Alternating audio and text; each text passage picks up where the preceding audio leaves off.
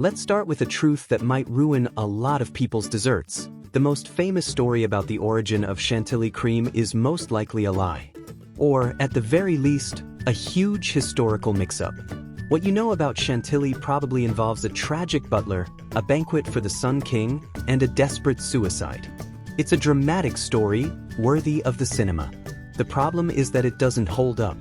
And the true origin of this beloved cream is even older, more mysterious, and believe it or not might not even be French. Come along as we uncover the complete history of Chantilly cream, from royal luxury to your dessert spoon. The most famous story about Chantilly took place at the Château de Chantilly, a stunning castle about 30 miles from Paris. The year was 1671, and the host was the Prince of Condé, who was preparing a lavish banquet to welcome King Louis XIV, the famous Sun King. The person in charge of organizing everything was François Vatel, a butler, maître d'hôtel, with an impeccable reputation, known for his obsession with perfection. The banquet would last 3 days, with 2,000 guests. On the first day, everything went well. But on the second day, something went terribly wrong.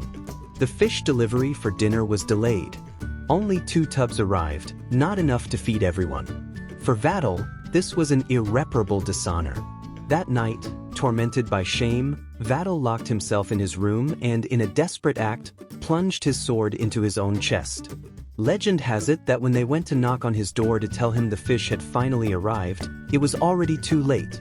The tragic story of Vatel spread throughout the court. And over time, a new layer was added to the legend.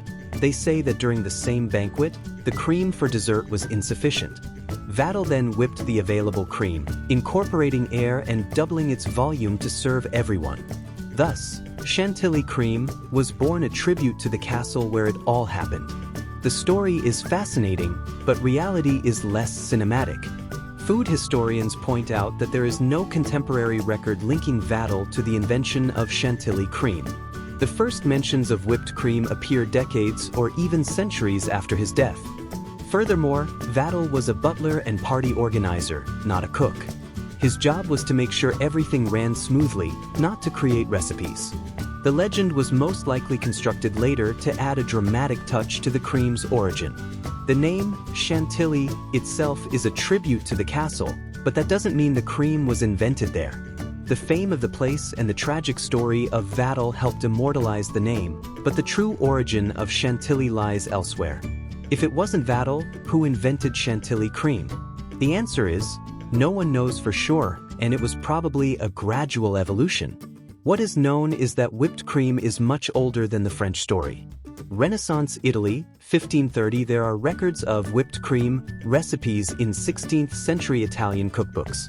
Italian cooks were already whipping cream to incorporate air, creating a light, airy texture. England, 1545. An English cookbook from the same period also describes whipped cream, showing that the technique was already known in different parts of Europe. What the French did was perfect and popularize it.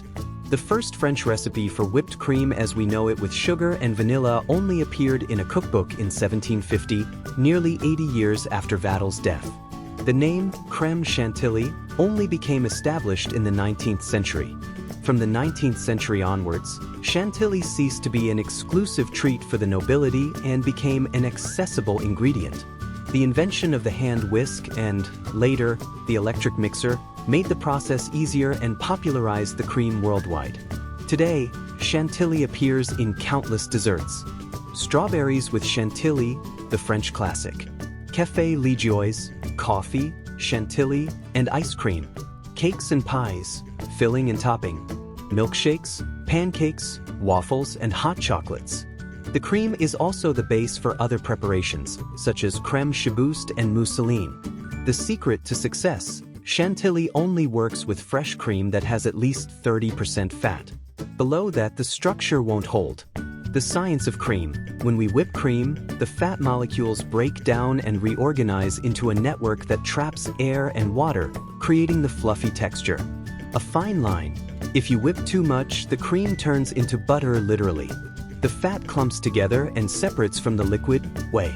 Instant Chantilly: there are powdered and spray versions, but purists swear nothing beats fresh cream whipped on the spot. Confusing name: In some countries, like Brazil, Chantilly is used both for traditional whipped cream and for industrialized versions made with vegetable fat. The most expensive Chantilly in the world. In luxury restaurants, Chantilly can be served with edible gold flakes and Madagascar vanilla, costing hundreds of dollars.